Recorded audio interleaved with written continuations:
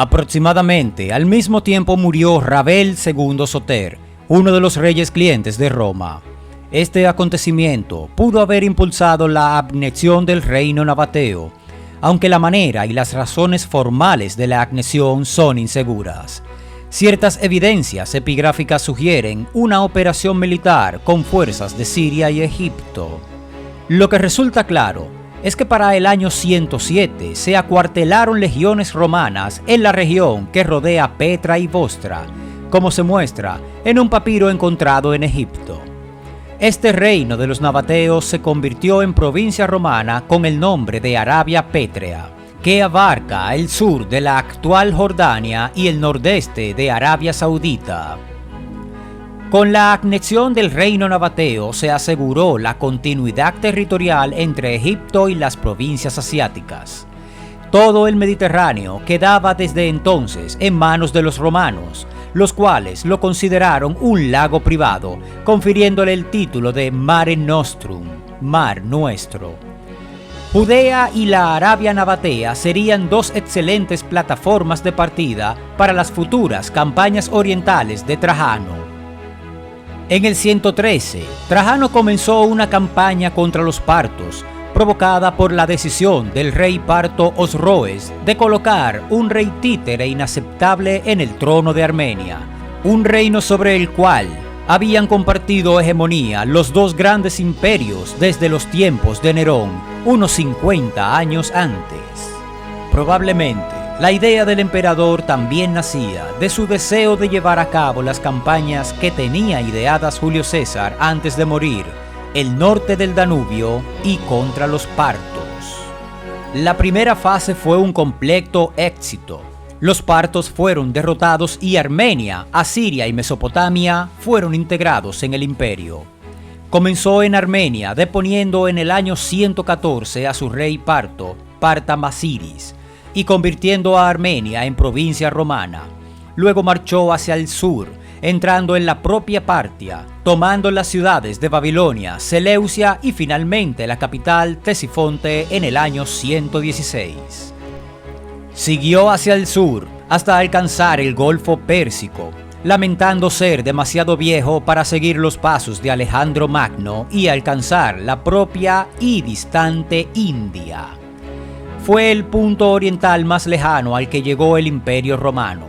No solo quedó ocupada toda Mesopotamia, sino que la vanguardia del ejército romano, dirigida por Lucio Quieto, se asomó a las primeras cadenas montañosas de Persia. Con las nuevas provincias de Mesopotamia y Asiria, el imperio alcanzó su máxima extensión territorial, fijando su frontera oriental en el río Tigris y no en el Éufrates, como lo era hasta entonces. Más allá de estos límites no pudo proseguir, ante todo por problemas logísticos. La vastedad de los territorios ocupados y la presencia de los focos de resistencia y la táctica de la guerrilla con arqueros a caballos usado por los partos ponía en peligro la conquista. En 116, Trajano, consciente de las dificultades, decidió adoptar las armas de la política.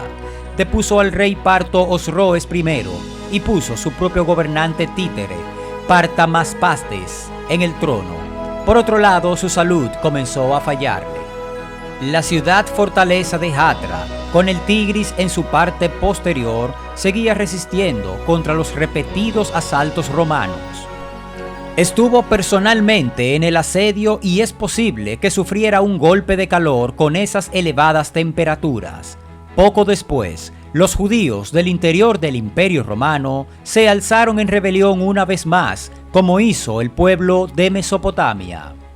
Los judíos se rebelaron por todo el Medio Oriente, Egipto, Chipre, Cirenaica, Judea y Mesopotamia desde el año 115, en plena campaña contra los partos. El emperador se vio obligado a retirar su ejército para aplastar las revueltas. Lo consideró simplemente como un contratiempo pasajero, pero estaba destinado a no volver nunca a mandar un ejército en el campo de batalla, entregando sus ejércitos orientales al legado de alto rango y gobernador de Judea Lucio Quieto, quien se hizo cargo, junto con Quinto Marcio Tubón, Las conquistas de Trajano hicieron crecer el imperio de 5 millones de kilómetros cuadrados a más de 6 millones. Más tarde, en el 116, Trajano cayó enfermo y emprendió el viaje de vuelta hacia Italia. Su salud declinó en la primavera y el verano del 117, y para cuando llegó a Selinus de Cilicia, que más adelante se llamó Trajanópolis en su honor, murió repentinamente de edema a inicios de agosto.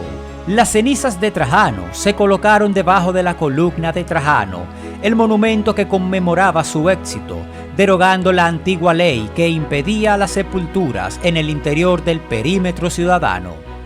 La urna se prendió durante las invasiones bárbaras y desapareció su rastro, siendo presumiblemente fundida. Adriano, al convertirse en emperador, devolvió a Mesopotamia al Imperio Parto como parte de un tratado de paz en el año 125, pero se conservó el resto de territorios conquistados por Trajano.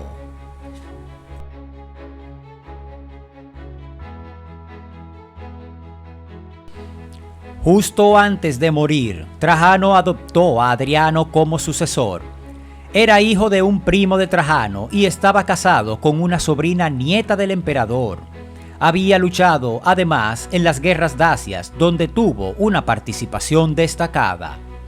Los historiadores romanos recogieron el rumor de que fue su mujer, Pompeya Plotina, la que fingió tal adopción, escondiendo un esclavo bajo las sábanas del emperador muerto, quien susurró la adopción como presunta última voluntad del moribundo. No obstante, parece que ya había dado muestras de su preferencia por Adriano como sucesor en años anteriores, desde el año 100 o en torno al año 106, pues, aunque en relaciones habían sufrido altibajos, en realidad, Adriano era el único familiar varón directo de Trajano y por lo tanto el único heredero posible para la continuación de una verdadera dinastía.